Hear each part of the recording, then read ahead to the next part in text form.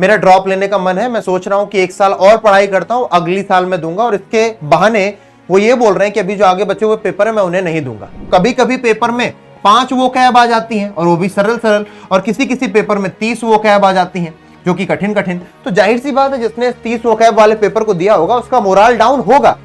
पर आपको क्या लगता है जो ये पेपर कंडक्ट करवा रहा है एनटीए, नेशनल टेस्टिंग एजेंसी, उसने क्या इस बात को मद्देनजर नहीं रखा होगा? नॉर्मलाइजेशन के तहत होता यह है कि जो पेपर कठिन आया था उन बच्चों को उसके हिसाब से नंबर बढ़ा करके दे दिए जाते हैं। आप जिस शिफ्ट में थे वो शिफ्ट शायद कठिन थी, मैं शायद इसलिए बोल रहा हूं क्योंकि आपको ही पता होगा कि वो कठिन थी या नहीं थी।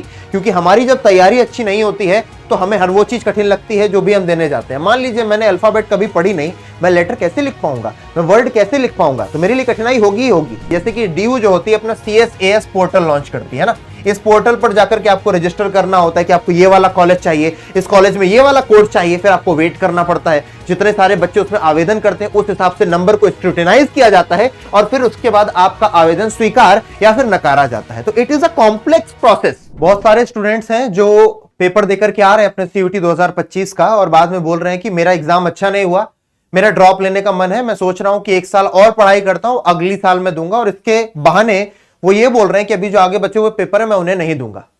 तो मैं आज कुछ बेसिक बातों पर चर्चा करने के लिए आया हूं कि जिनका CUET 2025 का एग्जाम हो गया है वो अभी आगे क्या करें, उनके पास क्या क्या ऑप्शन अभी करने को। जिनका पेपर अच्छा नहीं गया, क्या वो ड्रॉप की तरफ जाना चाहते हैं या वो भी कॉलेज की तरफ जा सकते हैं? तो ऐसे कुछ आमूल चूल सवालों का मैं उत्तर देने वाला हूं इस छोटे से वीडियो के अंतर्गत। तो इस वीडियो को लास्ट तक जरूर देखें। और शुरुआत में एक अपील करता हूं, अगर आपको ये वीडियो हेल्पफुल लगे तो कमेंट सेक्शन में जरूर बताइएगा, क्योंकि इस समय पर यूट्यूब पर एक बाढ़ सी आ रखी है CUET से रिलेटेड वीडियोस की। क्योंकि जब भी किसी एग्जाम का टाइम आ जाता है, मान लीजिए SSC का एग्जाम आ गया, तो उस समय भैया जितने भी कोचिंग इंस्टीट्यूट से जिंदा हो जाते हैं और वो सब के सब वीडियो बनाने लग जाते हैं। क्योंकि भैया वीडियो से आते हैं व्यूज, व्यूज से आते हैं सब्सक्राइबर, सब्सक्राइबर से आता है पैसा, और आती है भैया मोटी हो जाती है हमारी जेबें। तो अगर आपको लगे कि ये वीडियो फालतू का है, यूट्यूब पर एक बोझ है, आपके लिए एक बोझ है, तो कमेंट करके बताइएगा जरूर कि मास्टर दोगलापन मत करो, क्योंकि एक जरूरी है। आपकी क्रेडिबिलिटी, आपका विश्वास, आपका मुराल मेरे लिए जरूरी है। चलिए फिलहाल मैं बात करता हूं, क्योंकि मेरे पास कई सारे मैसेजेस आए बच्चों के ईमेल के थ्रू और भी अन्य माध्यमों के माध्यम से कि भैया हम कॉलेज की तरफ अब नहीं जाना चाहते हैं, हम ड्रॉप लेना चाहते हैं। मैं आप सभी से ये जानना चाहता हूं कि आपको बेसिक बातें पता है या नहीं पता है, क्योंकि ये जानना जरूरी है। हालांकि आपको नहीं पता है तो जान जाइएगा। जैसे कि बेसिक बातें क्या थी कि हमारा एग्जाम जो था 8 मई से स्टार्ट हुआ है ना, और हमारा कब तक चलेगा भैया? ये जून तक चलने वाला है भैया। कितने जून तक भैया? ये चलने वाला है हमारा 3 जून तक, ठीक है। 8 मई से 3 जून तक, या फिर 8 मई से शायद बाद में डेट बदल गई थी ना, 13 मई हो गई थी। 13 मई से लेकर के 3 जून तक। तो आपने ये देखा लगभग 20 दिन आपके पेपर हुए। कितने दिन पेपर हुए भैया? 20 दिन। और इन 20 दिनों में कभी कभी आपने सुना कि यार ये जो फिजिक्स का पेपर था ये तो बड़ा हल्का आ गया, किसी दिन बोला नहीं यार आज का पेपर तो बहुत कठिन आ गया, क्वेश्चन ही क्वेश्चन भरे थे। मैं एज अ इंग्लिश एजुकेटर लगातार 20 दिनों से, जब से भी पेपर हो रहा है, मैं ट्रैक कर रहा हूं, बच्चों से बात करता रहता हूं कि पेपर कैसा हुआ। तो कभी कभी पेपर में 5 वोकैब आ जाती हैं और वो भी सरल सरल, और किसी किसी पेपर में 30 वोकैब आ जाती हैं जो कि कठिन कठिन। तो जाहिर सी बात है जिसने 30 वोकैब वाले पेपर को दिया होगा उसका मोरल डाउन होगा। पर आपको क्या लगता है जो ये पेपर कंडक्ट करवा रहा है एनटीए, नेशनल टेस्टिंग एजेंसी, उसने क्या इस बात को मद्देनजर नहीं रखा होगा? आपने एक वर्ड सुना होगा जिसे हम बोलते हैं बेटा नॉर्मलाइजेशन। क्या बोलते हैं? नॉर्मलाइजेशन। आपने ये वर्ड जरूर सुना होगा SSC की बात करते हुए, क्योंकि भैया कुछ एग्जाम्स हैं जिनमें नॉर्मलाइजेशन होता है। और नॉर्मलाइजेशन इस बार नीट में भी किया गया था, काफी बवाल हुआ था। ये भी एनटीए ही करवाते हैं भैया, है ना, IIT नीट वगैरह। तो हमें क्या पता चला? नॉर्मलाइजेशन होगा। नॉर्मलाइजेशन का मतलब यह होता है, ये जानना जरूरी है, तब आप इस मुकाम पर पहुंचेंगे, इस स्थिति में पहुंचेंगे कि मुझे अगला पेपर देना है, ड्रॉप लेना है, या कॉलेज की तरफ मैं आगे कदम अपने बढ़ा सकता हूं। नॉर्मलाइजेशन के तहत होता यह है कि जो पेपर कठिन आया था उन बच्चों को उसके हिसाब से नंबर बढ़ा करके दे दिए जाते हैं। मान लीजिए सरल भाषा में बात करता हूं, आपने 5 क्वेश्चन सही किए तो आपको लगभग भैया 10 क्वेश्चन के नंबर मिल जाएंगे, ठीक है।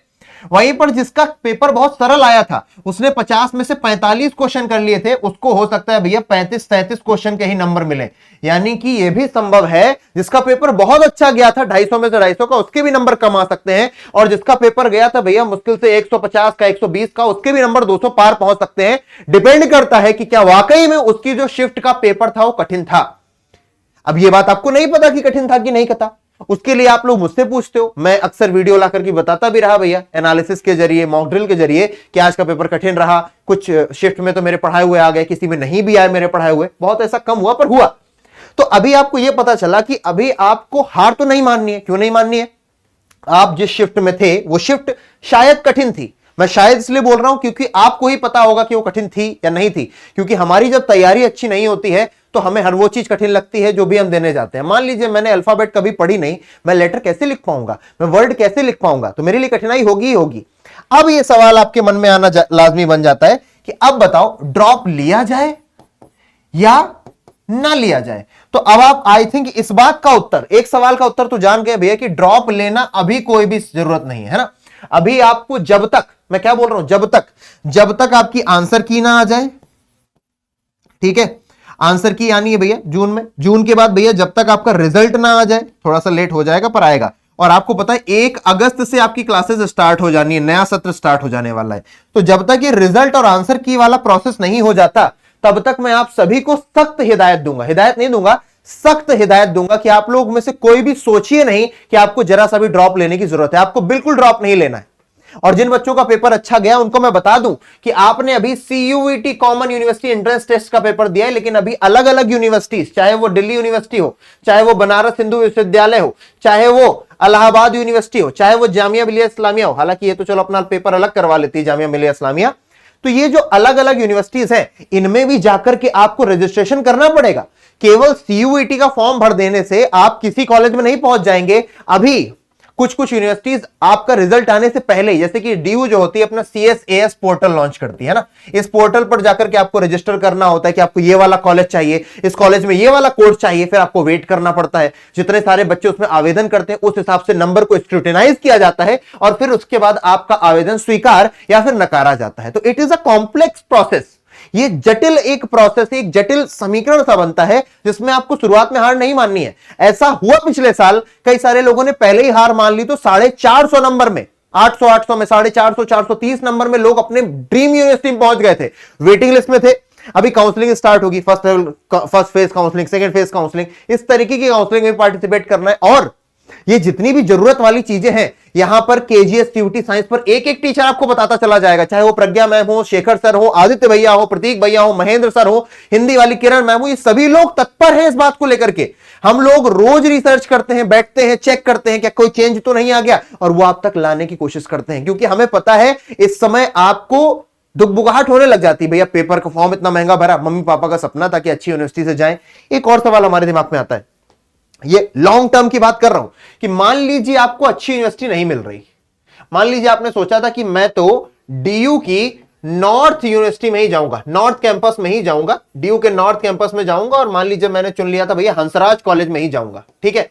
लेकिन मेरे को क्या मिला, मेरे को DU का मिला साउथ कैंपस, मेरे को क्या मिला साउथ कैंपस, मान लीजिए दयानंद सरस्वती कॉलेज नाम है ना, दयानंद सरस्वती, मान लीजिए मुझे दयानंद कॉलेज मिला, तो क्या मैं जाऊं या ना जाऊं। तो ये अब आपकी इच्छा पर निर्भर करता है कि आप करना क्या चाहते हैं इसके बाद। अगर आप इसके बाद कोई गवर्नमेंट कॉलेज में ही केवल जाना चाहते हैं, है ना, गवर्नमेंट को ही आपको काम करना है, या फिर आप इसके बाद भैया किसी रिसर्च का पार्ट बनना चाहते हैं, या फिर आप एक टैग चाहते हैं कि भैया मेरे ऊपर एक टैग लगाओ भैया DU का छात्र, DU में इस वाली यूनिवर्सिटी का छात्र, अगर आप ऐसा चाहते हैं तो फिर वो आपके ऊपर भैया अलग अलग व्यक्तिगत लेवल पर चला जाएगा कि वाकई में आपको ड्रॉप लेना है, या फिर आपको जो कॉलेज मिल रहा है उसके साथ आप आगे बढ़ सकते हैं। बहुत सारे लोग ड्रॉप लेते भी हैं, तभी आप सोचिए 13.5 लाख बच्चे अगर पेपर दे रहे हो तो क्या 13.5 लाख के 13.5 लाख इसी साल के बच्चे नहीं, इसमें बहुत सारे बच्चे पिछले वाले साल के, बहुत सारे बच्चे जो नीट को अपना लेवल 1 रखते हैं और इसको प्लान B की तरीके यूज करते हैं। CUET को भी मैं गया था नोएडा में, एक सेंटर पर गया था मैं, कई सारे सेंटर गया, उसमें से एक सेंटर पर गया, मुझे कई सारे नीट के बच्चे मिले, वो बता रहे थे प्लान A तो हमारा वो है, वो अच्छा नहीं हुआ तो CUET में आ जाएंगे। यानी कि CUET अपने आप में है तो इंपॉर्टेंट,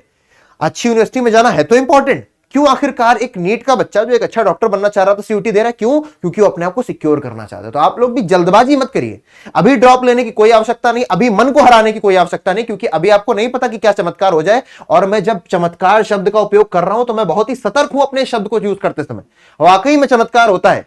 मैंने क्या बोला, 400, 400, 450 नंबर पे पिछले साल 2024 में अच्छी यूनिवर्सिटी बच्चों का हो गया, जनरल कैटेगरी के होते हुए हो गया। बस अपने भैया पर्चे सारे तैयार करके रखना, कास्ट सर्टिफिकेट हो गया, अगर EWS कैटेगरी के हो तो वो तैयार करके रख लेना, क्योंकि फिर वो बाद में दिक्कतें आती हैं।